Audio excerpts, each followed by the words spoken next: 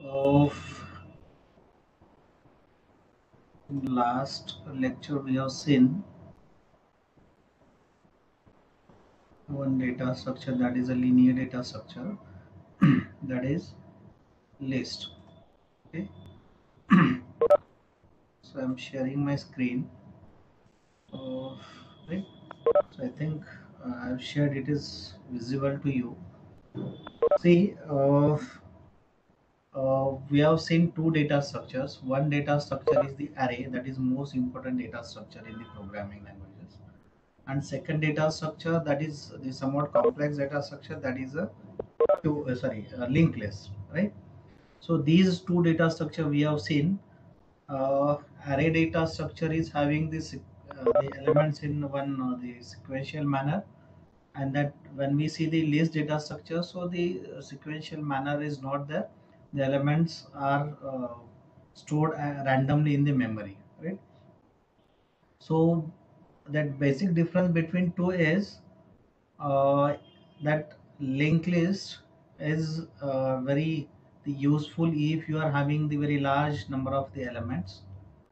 The insertion and deletion is very simple in the linked list as compared to array.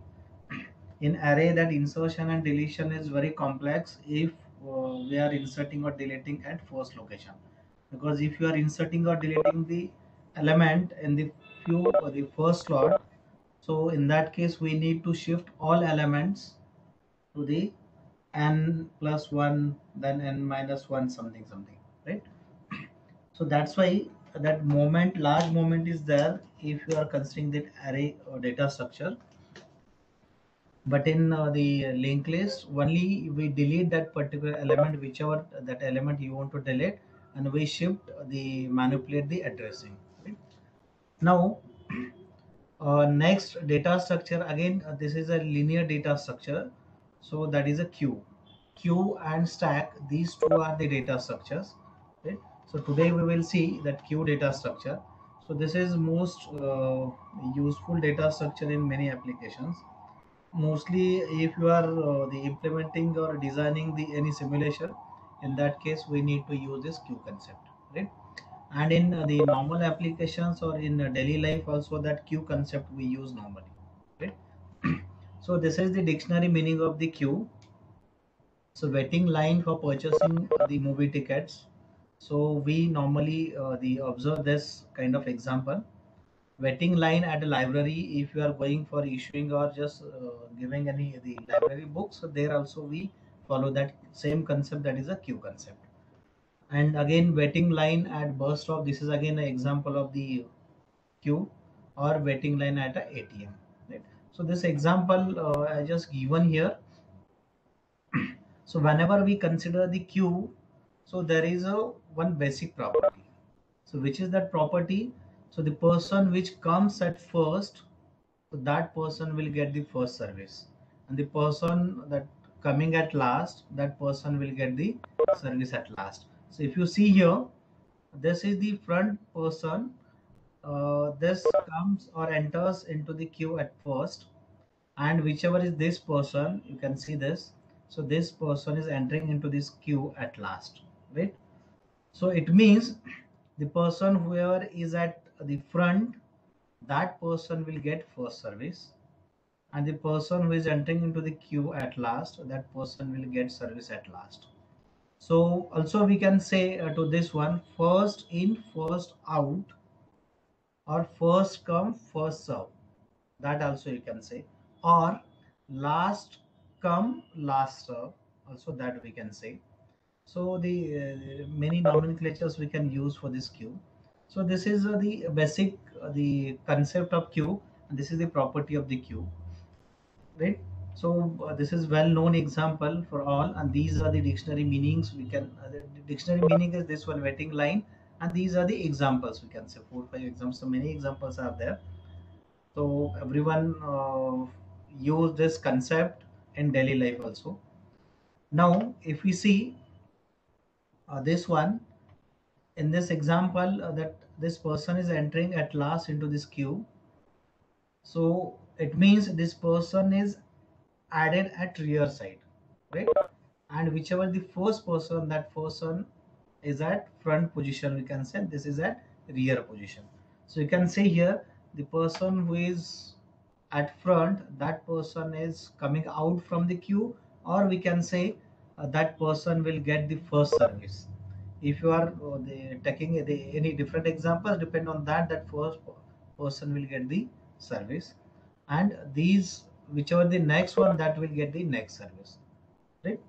So once we just delete this element or this person from this queue, so whichever is the next element or that next person, that will come at the front position, and next this is the at front, so this will get first service. Okay. So this is the dictionary meaning and the examples of the queue. Now you can say the definition of the queue.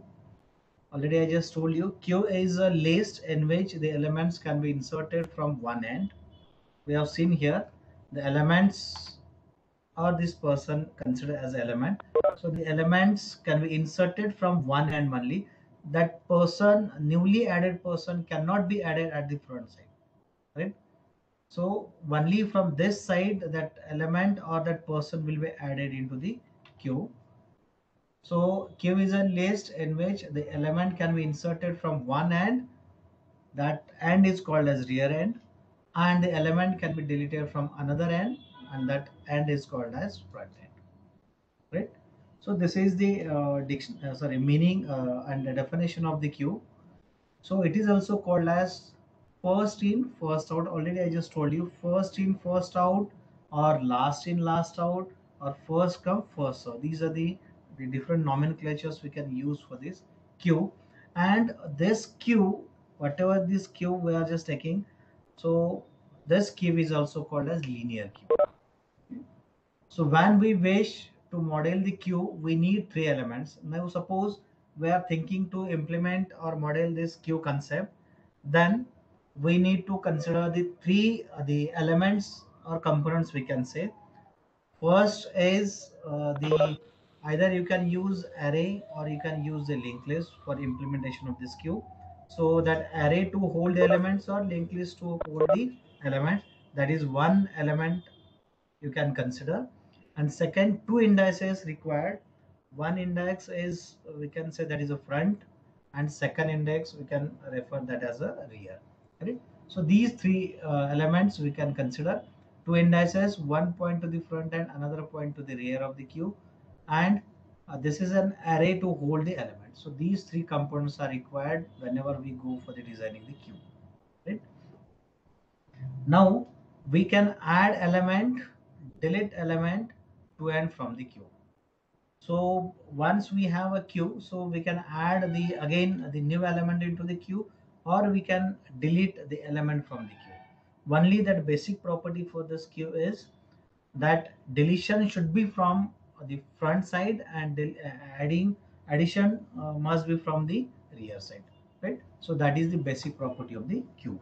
So when we want to add a new element, we must verify again whether that queue is full or odd, right?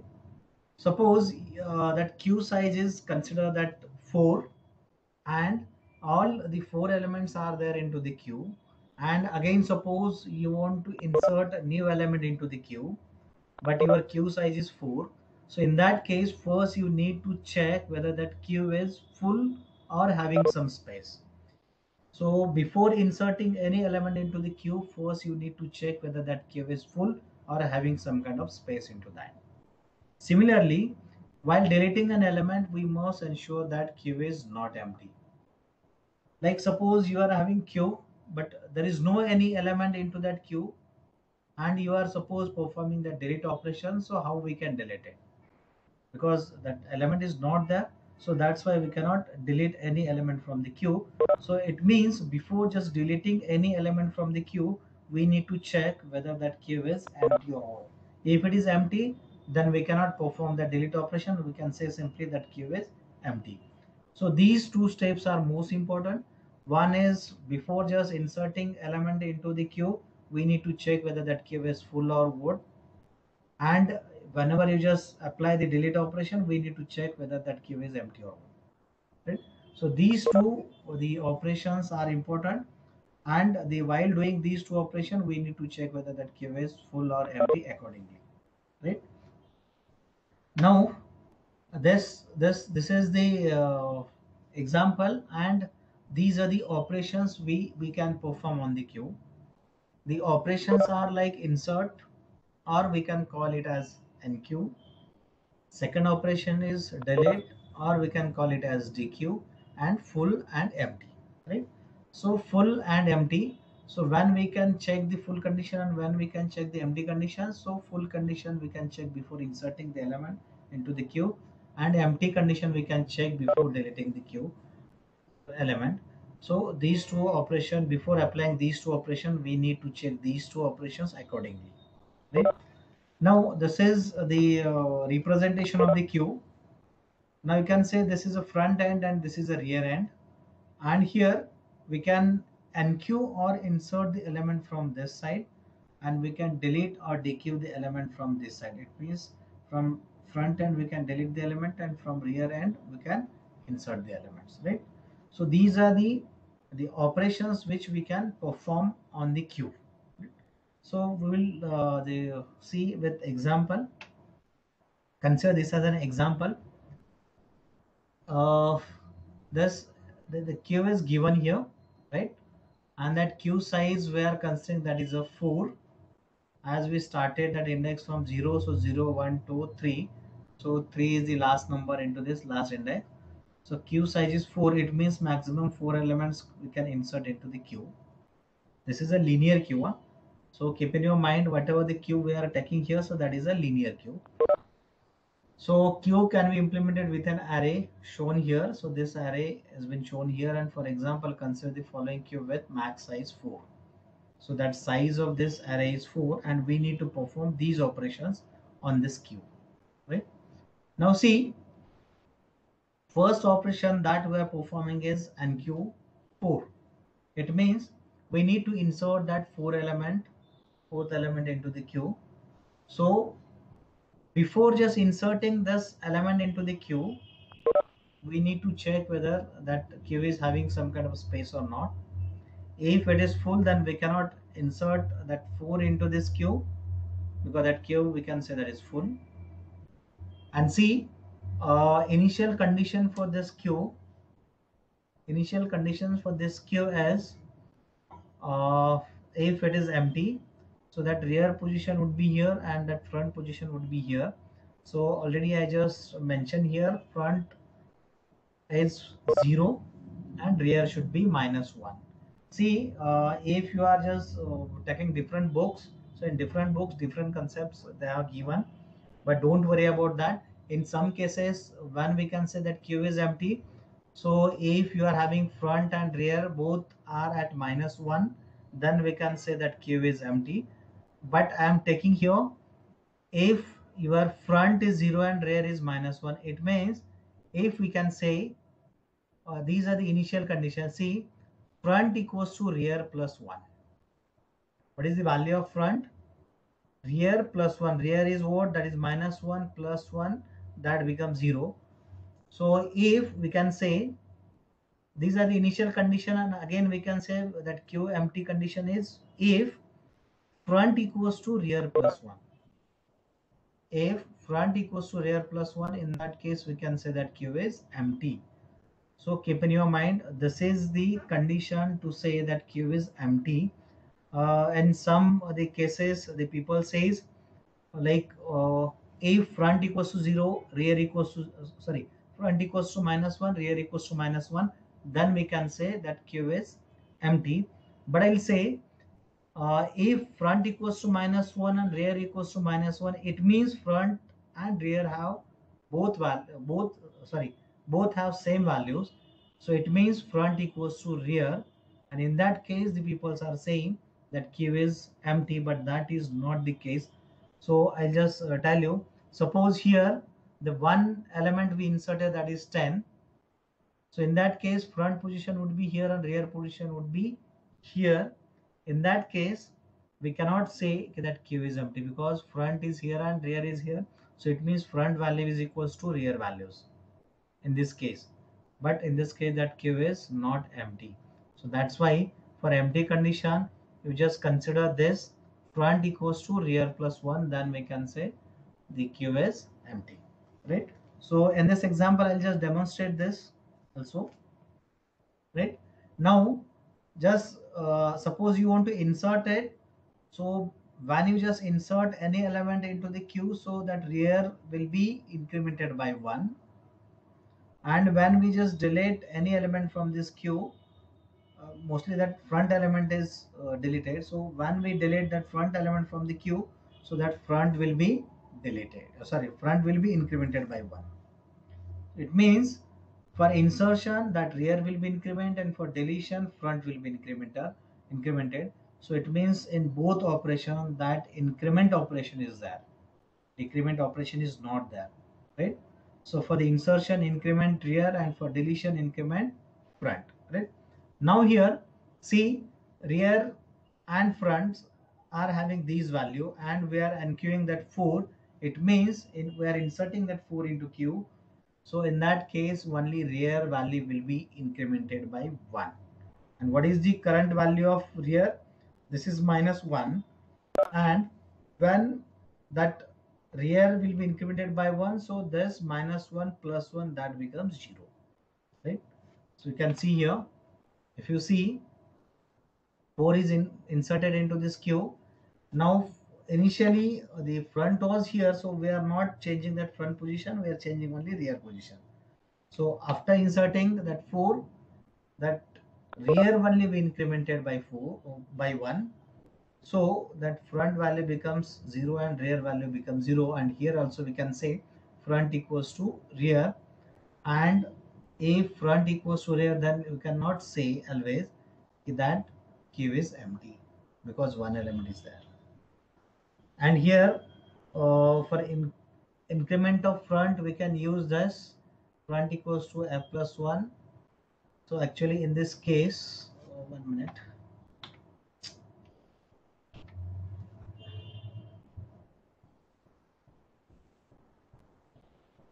Here this is not required here, so I'll just delete this one. Okay, because simply we are performing that NQ operation, so only we need to increment that rear. So rear equals to rear plus 1, so rear value is -1 initial value, this is plus 1, so that becomes 0. So rear is coming here, and at that position we just inserted that 4. Now suppose you are inserting that 8 into this queue. So again we need to increment simply rear, not front, because we are enqueuing 8. So in that case you can see here, so that 8 will be inserted here, and that rear value is incremented like r equals to r plus 1. So this is r, 0 is initial value, and then plus 1, that becomes 1. So at first location we can insert this 8, right? Now NQ6, so again same thing, we can increment this r by 1, so r is 1. And when we add 1 into this, so that becomes 2. So at this second location we can insert that 6. So you can see here, so 6 is inserted here, and that rear value becomes this 6, and index is 2, right? So here also I just shown you that operation, and that front value is 0 and rear value is 2, right? Now we inserted 4 8 6. Now that next operation we are just performing, that is DQ. DQ means simply delete. Now see, when we apply NQ operation, so we need to specify that element you want to insert. But when we say DQ, so whichever is the front element, that will be deleted simply, right? And that front value will be incremented by 1. So here now before just deletion, that front value is 0, right? So after deleting this 4, so that front will be incremented by 1. Now see, keep in your mind here, we are applying in stack and queue that virtual deletion.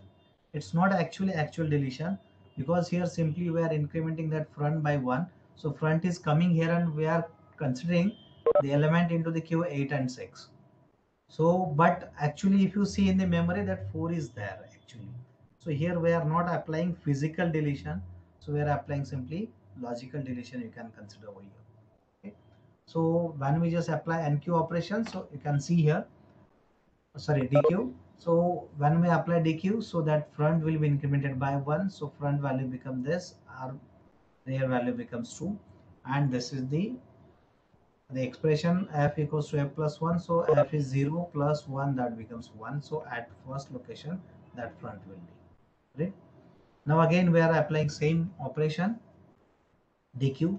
So again see here, after deleting this the 8 elements, so front is again coming here, and again we can say front equals to rear, it means both are at same location. So we cannot say if front equals to rear, in that case q is empty, we cannot say, because when f equals to r, in that case that one element is there, right? So again I am applying the dq operation here. So after applying dq operation, so this element has been deleted, and that front becomes 2, rear becomes 2, and this is the expression, and we can say the positions of front and rear, and one element is there only in q. Now again what I am doing here, I am simply inserting that or enqueuing 10. So for the enqueue only, you just increment that r by 1. So you can see here r becomes 3, and at third location inserted that 10 element, right? So now here front equals to, this is 2 and this is 3. Now you can see one thing, I'll just again tell you here after this operation. See, now after just inserting this 10, I am just performing the next operation, that is NQ12. Now see, if I insert this 12 into this Q, so then that you can say that Q is full, because that rear reaches at max, or we can say at max minus 1, because we started from 0. Now see, that full condition when we can say, when your rear is equals to max minus 1. Keep in mind, when your rear value becomes max minus 1, max here is 3, or we can say max size. So when that rear becomes max minus 1, then we can say q is empty. I'm sorry, q is full. Now see, but really that q is full because the two blocks are the bracket here. So can I insert that 12 into this or this location? So see, as I am telling you that linear queue, so even though these two blocks are empty, I cannot insert that new element into this location or this location, because that rear becomes max minus 1 or max size minus 1. So it means when your rear reaches to max minus 1, simply you just say that queue is full. Even though some locations are free here, we cannot insert that element into the linear queue, and this is the biggest drawback of your linear queue. Keep in your mind, this is the biggest drawback of your linear queue, because after performing this NQ12, that will say that queue is full. You can see here this queue is full, because that R becomes 4, right? So it is exceeding that limit, whatever is the Q limit, so that R is exceeding that limit.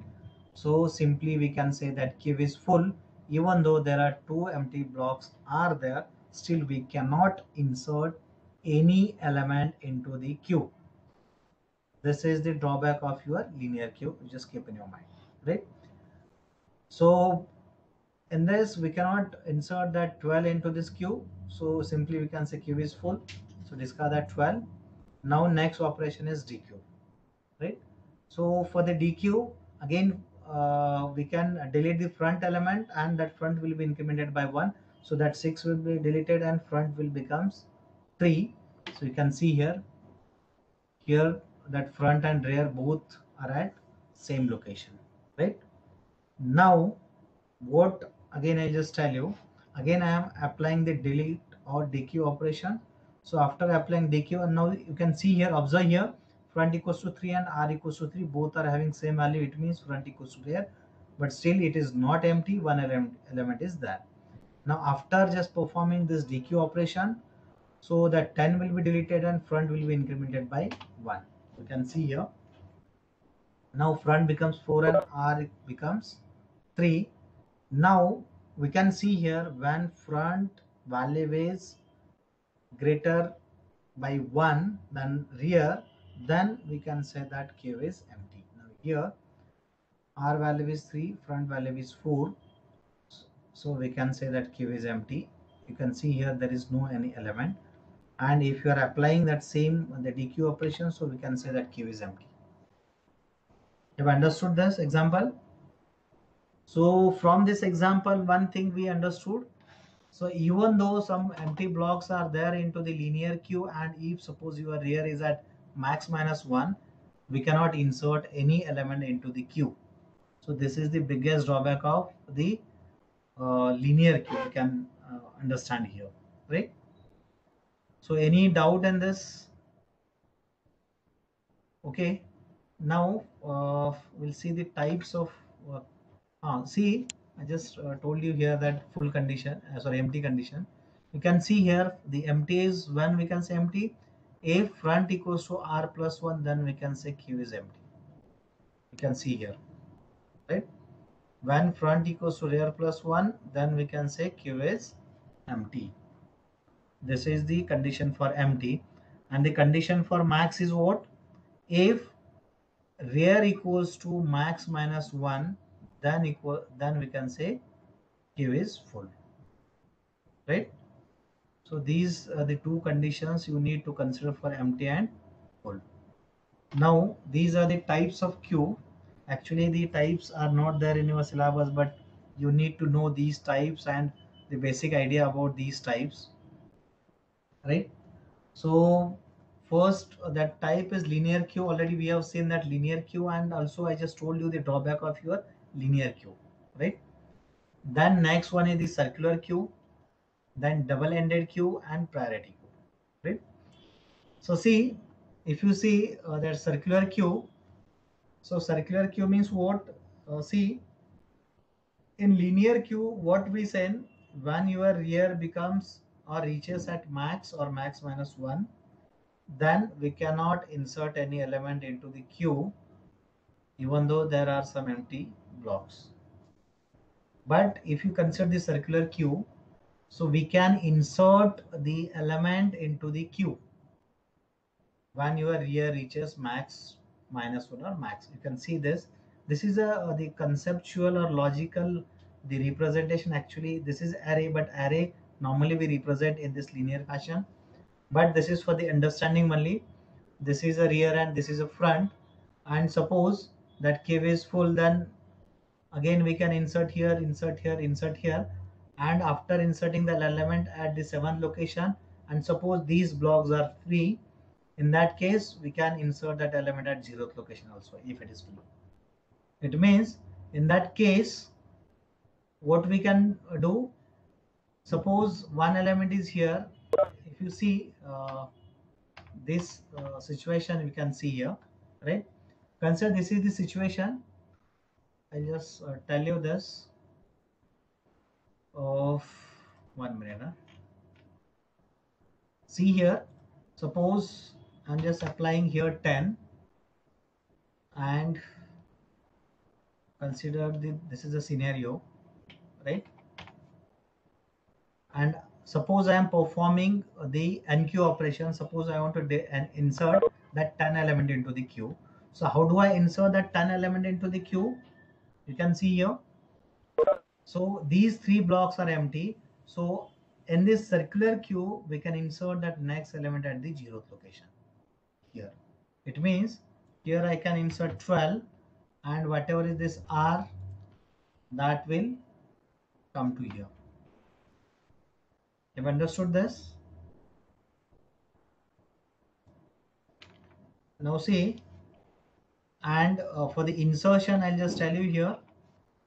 For the insertion, we can see here, because in linear queue, when we just insert that new element into the queue, so that R will be incremented by 1, and when we delete the element from the queue, that front will be incremented by 1.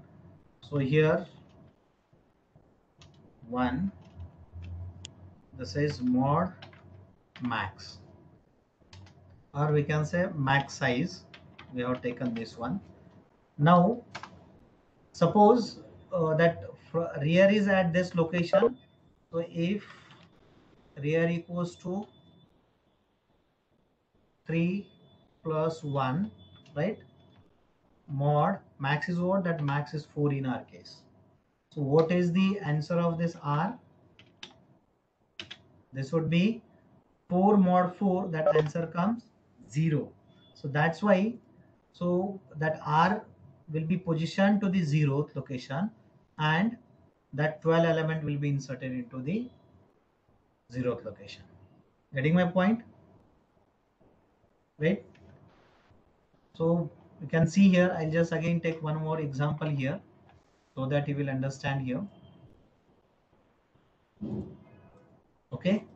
Suppose now, again, I want to insert the 13 element into the queue, this here. So what I can do here, what is real value now here? That real value is 0, 0 plus 1. And what is the mod value? Mod value is 4. So what would be the answer of this R? R is what? 1 mod 4. So answer should be what? That is 1. So it means that R will come here, and whatever is the next element, that will be inserted here at this first location. Similar to that, again for the rear, right? For the rear, that same increment is there. I'll just tell you here. So only simply we can say, sorry, for the deletion, the front equals to front plus 1 mod max size. So now suppose for this queue you are applying that delete operation. So delete means whichever is the front element, that would be deleted. So that this 10 will be deleted and front must come here at 0th location, right? So same thing would be here.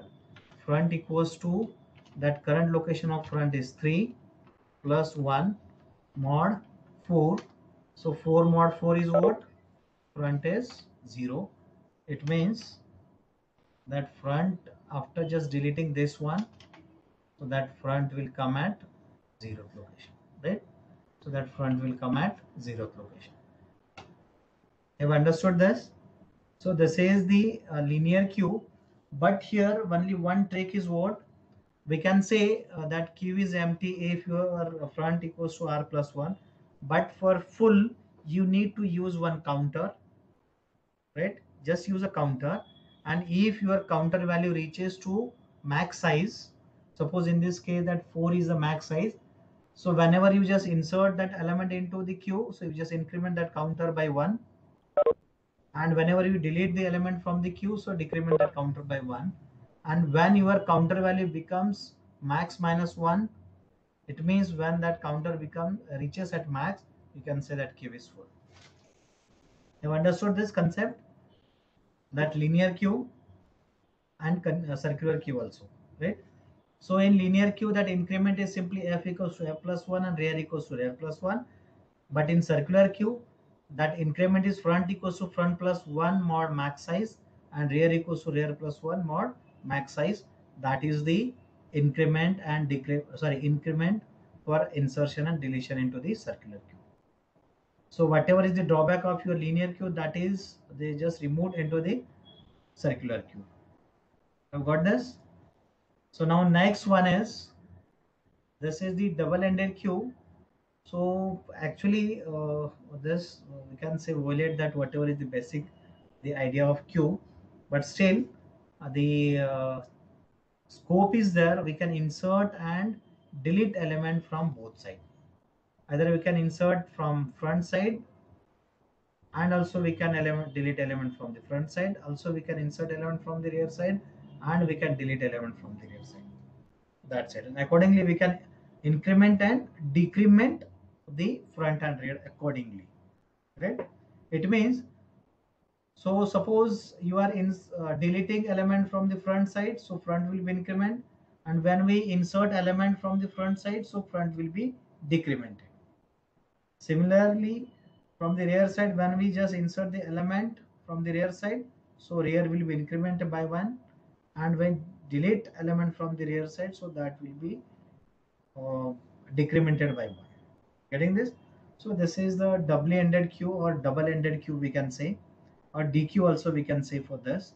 So here only one thing you just keep in your mind: the insertion and deletion happens from both sides, from rear side and front side. Getting this? And the last the is the priority queue. In priority queue, the priority is given which element is having higher priority. So for that, that priority is given, and depends on that priority, that element will be deleted from this queue, right? So I'll just tell you this example in applications. So these are the four types of the queues. These linear queue already we have seen with example, circular queue, double-ended queue, and priority queue, right? Now we'll see the applications. So these are the real world applications. So cashier lines at in any store, or we can say waiting on hold on a technical support, people's on escalator and waiting line and bus stop, right? So these are the real world applications that everyone knows, and these are the computer science application we can say. So when data is transferred asynchronously between two processes, that is IO processes, input output processes, right? So if that data we are transferring from one process to another process, then that every process maintain the buffer. And if suppose that one P1, suppose P1 is the one process, P2 is the second process, and P1 is sending the data to the P2. So if suppose that P2 is not free, so that P2 allows to keep that job or data into the buffer, right? And suppose again that P1 is sending next data, so again that will be stored into the buffer. So likewise that data or jobs will be placed into the buffer, and when that P2 becomes free, so whichever is the front job, that P2 will take it and process it, right? So this is when data is transferred instantaneously between two processes, that is IO buffer. Or we can say in sharing resource management. So one best example of this sharing resource management is if suppose you are the giving print to the printer. So normally what we do, so we just give that print, first print, then second print, then third print, then fourth print. So we simply give the prints to that printer, but that printer what that do? So that printer will take whichever is the first print into the queue, that it will take and just process it or it print it. So whichever is the first queue print job, that will that printer take and print it. Then next, whichever is the waiting, that will take it and print it, right? So in this way, so we can share the resources. Or also in the CPU also, that the queue concept is being used, like here job scheduling. Suppose one processor is there, and that four jobs are there into the queue. Consider here, I just take this one, okay? Suppose this is 5, then this is 2, this is 1, and this is 10, right? So consider these are the jobs into the queue, right? I'm just explaining this one, this job scheduling, right? So consider this is the queue, and also when I just explain this, so whatever the priority concept, that also that will be clear. Now see, in queue, that one job is there, that is the time required to complete that job is suppose 5 seconds. Second job is requiring 2 seconds, third requiring 1 second, and last requiring 10 seconds. Now see here, whatever is the second job, how much time that second this job will wait? 5 plus 2, that is 7 seconds that this job will wait, right? But see, instead of this, if we prioritize this one, if we give priority to the lowest job, means that job which is having the smallest time, if we give the priority to that job, in that case that first this will be printed, then this will be printed, and then this will be printed. So it means this job is having, we can say, highest priority in terms of time. Then next, this one is having priority in terms of time. Then this is having priority, and then lastly, this will have the priority. Consider this 5 is if that you are using linear queue. So now that 5 will, or this first will be uh, first job will be taken. So this, whichever the second job, that job will wait for 5 seconds. But if we use the priority queue concept, then this will take 1 second, this will take 1 second, total 3 seconds. This first job will wait. After completing these two, so this will complete, and then last one will be completed. Right? So this is the example of, we can say, priority queue and also job scheduling. This is a similar example of the job scheduling. And simulation is what, if you are implementing any simulation, suppose you are using that library, the software, and if any the simulator you are using there, like how many peoples are there in waiting for the issuing the book, in that case we can use this, the queue concept, to design that simulator, right? So in many simulators we can use the queue concept. So these are the some applications. Again, there are multiple applications are there based on the queue, right? So this is about the queue. Right? So if you are having any doubt, please ask me. So we have seen this queue data structure. Only keep in your mind, queue is a linear data structure, right? So queue, stack, linked list, and array, these are the linear data structures. So if you are having any doubt, you can ask me, please. Any doubt?